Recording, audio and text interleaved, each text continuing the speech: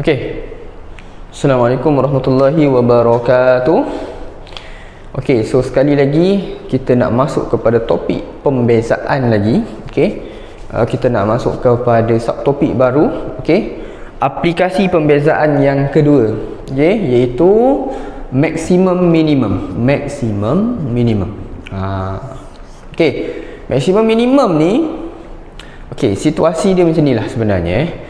Maksimum minimum ni apabila keadaan sesuatu titik pada lengkung ni berada paling bawah sekali ataupun berada paling atas sekali.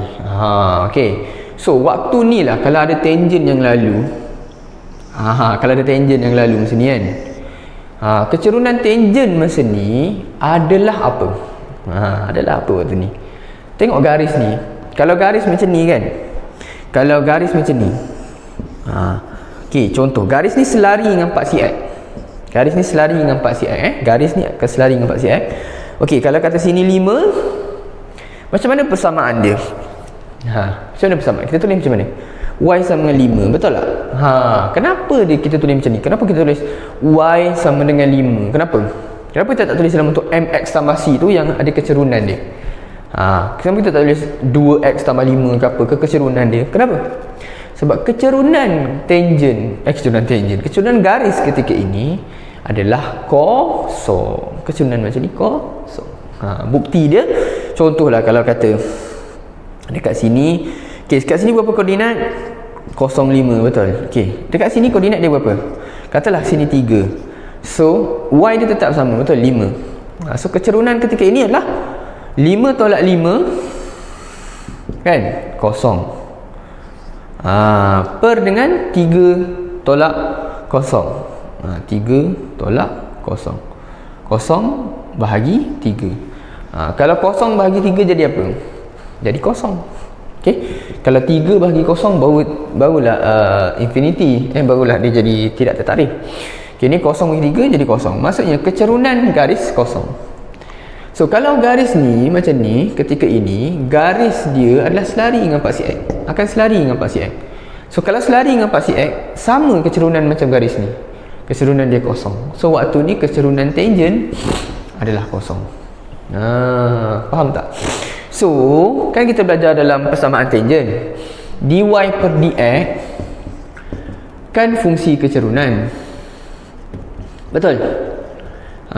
So waktu ni fungsi kecerunan adalah sama dengan kecerunan tangent tu kosong. Ingat, waktu sesuatu lengkung mencapai maksimum atau mencapai minimum, ketika itu kita punya kecerunan tangent adalah kosong. So dy per dx, kecerunan lengkung, kecerunan tangent tu benda sama. Kecerunan lengkung pun dia, kecerunan tangent pun dia, iaitu kosong. So ketika waktu maksimum atau minimum, okey, kecerunan adalah kosong. Okey. So ni benda yang penting untuk kita faham. Okey. Okey, apa benda yang kita akan belajar dalam ni? Dua benda. Okey, pertama adalah tentang titik pusingan. Titik pusingan ni maksudnya pada lengkung lah. Titik pusingan pada lengkung. So dia ada titik min, ada titik max. Okey, macam tadilah, titik minimum, titik maksimum. Yang kedua, dia ada nilai maksimum. Apa benda pula nilai minimum, nilai maksimum?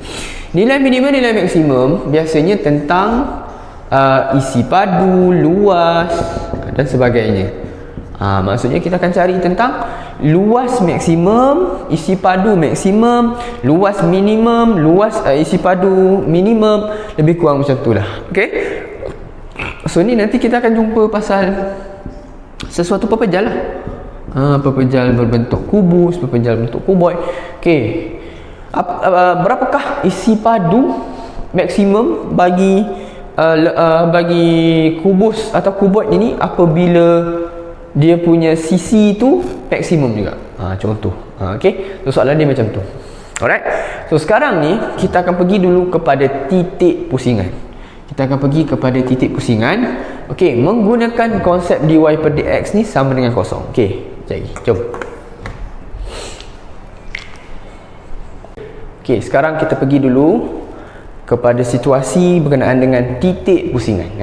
So soalan cakap cari titik pusingan bagi lengkung y sama dengan 2x kuasa 3 tolak 4x kuasa 2 tambah 3 dan tentukan sama ada titik-titik itu minimum atau maksimum. Ada dua benda yang kita kena buat. Pertama, cari koordinat titik pusingan. Kedua, kena tentukan mana satu maksimum minimum. Macam ni. Okeylah, sebelum ni kita pernah belajar pasal titik minimum, titik maksimum ni bila? Masa form 4, betul. Kita belajar dalam tajuk fungsi kuadratik, betul? So kita belajar dalam tajuk fungsi kuadratik tu, kita belajar melukis graf kuadratik. So dalam graf kuadratik ni kita ada titik minimum, ada titik maksimum. Contoh kan, apa kita guna? Kaedah apa kita guna? Kita guna penyempurnaan kuasa 2. Kita guna penyempurnaan kuasa 2. Okey. Tapi penyempurnaan kuasa 2 ni hanya boleh digunakan dalam mencari titik pusingan untuk fungsi kuadratik sahaja. Di mana fungsi kuadratik hanya mempunyai satu titik pusingan. Itu sahaja. Itu pun kalau kita tengok contoh y sama dengan x kuasa 2 tambah 5x tambah 6 tambah 6. Contoh-contoh So macam mana kita nak cari dia? Kita nak tahu titik tu minimum maksimum pun senang je. Kita tengok A dia. A dia ni 1. Maksudnya graf tu senyum. Graf senyum titik minimum. Cuma lepas tu kita kena buat penyempurnaan kuasa 2 dalam bentuk AX plus P kuasa 2 tambah Q ni untuk kita cari dia punya titik negatif PQ tu kan. Ingat tak? Ambil ni jadi negatif, ni tak positif. Betul? Ini untuk penyempurnaan kuasa 2. Okey? Tapi kalau masalah sekarang ni 2x kuasa 3 kuadratik ke?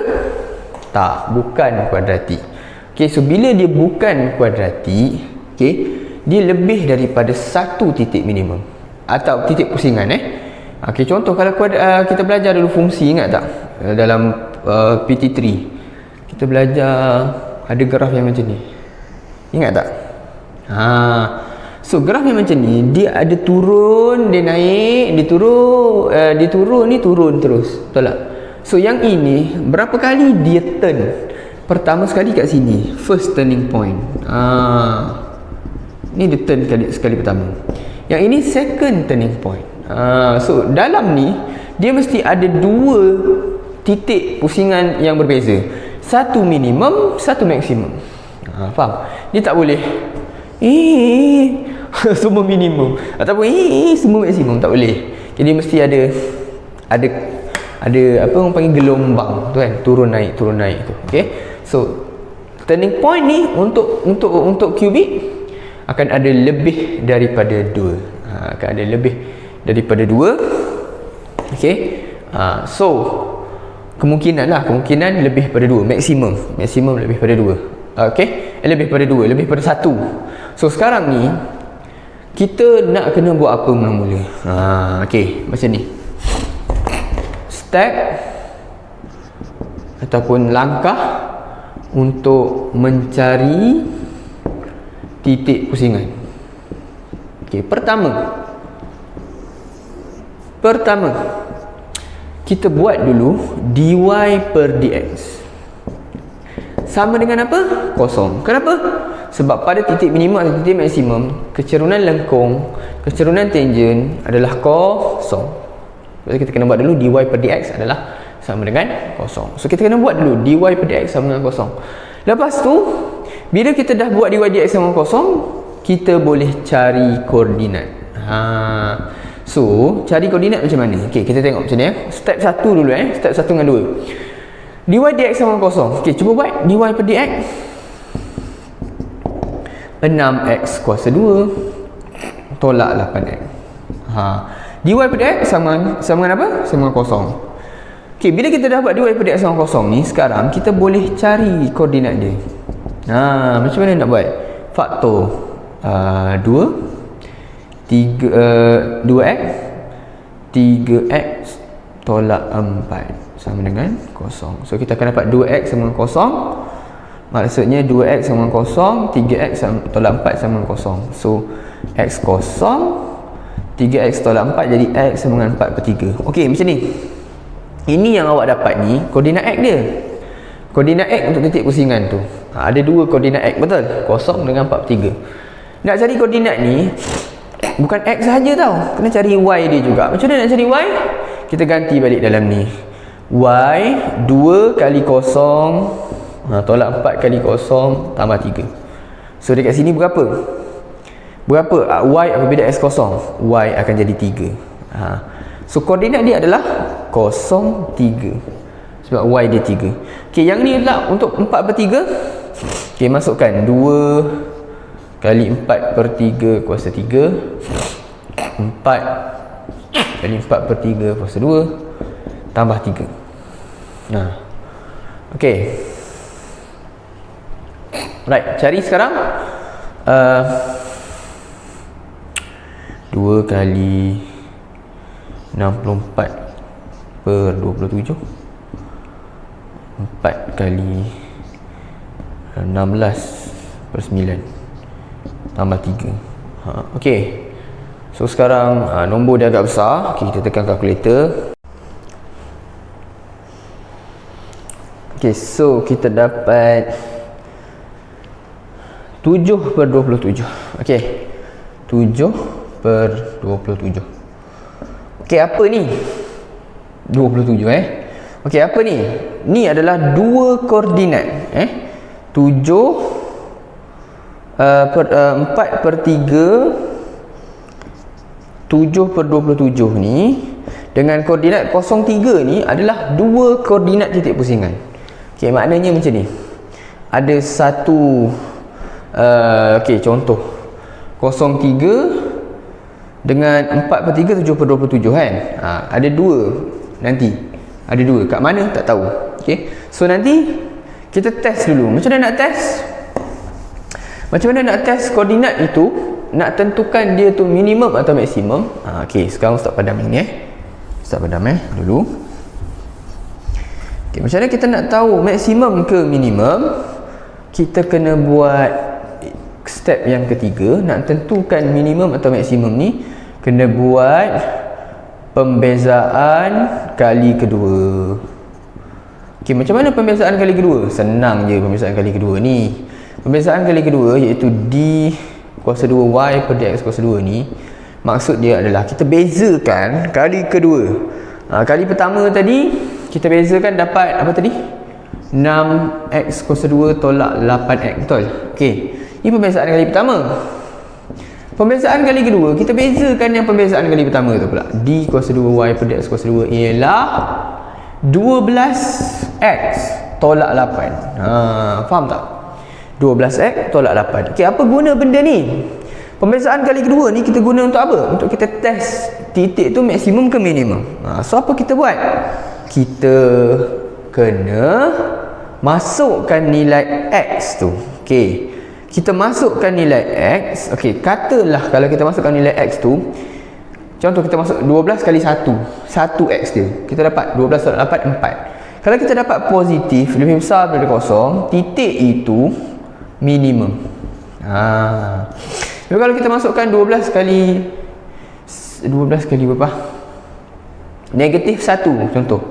12 kali negatif 1 kita dapat apa? Negatif 12 tolak 8. Jadi negatif 20. Kalau negatif lebih kecil daripada kosong, nilai dia, selepas kita masukkan nilai x, maknanya titik tu titik maksimum. Macam tu. So sekarang ni awak masukkan 12 kali kosong dapat apa?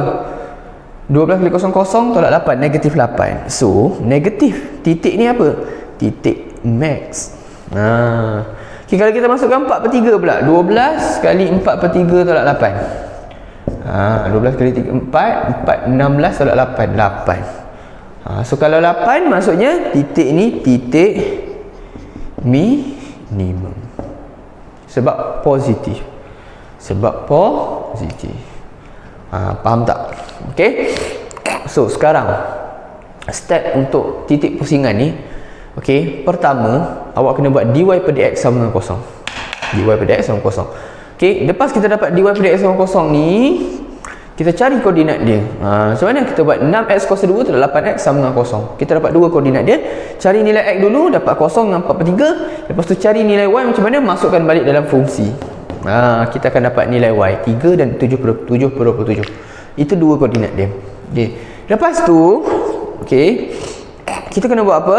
Kita kena buat pembezaan kali kedua. Untuk apa? Untuk menentukan titik itu min ke max. Okey, buat pembezaan kali kedua. Pembezaan kali pertama ni kita bezakan dapat 12x tolak 8. Pembezaan kali kedua. So apa kita kena buat? Kita ganti nilai x dia. Nilai x kosong dengan 4/3. Ganti dalam, kita akan dapat satu nilai yang nilai negatif 8 tadi. So maksudnya titik ni adalah titik max. Yang bawah ni kita masuk 4/3 dapat positif 8. Maksudnya minimum. Titik tu minimum. So kalau kita lukis lah kita lukis. Okey, contoh kat atas ni kita lukis. Okey, okey, 03 kat mana? 03. Okey, contohlah ni 03. Okey, yang kedua adalah 4/3 7/7. 7/7 ni 0 poin lebih lah Okey, 4/3 dengan 7/7.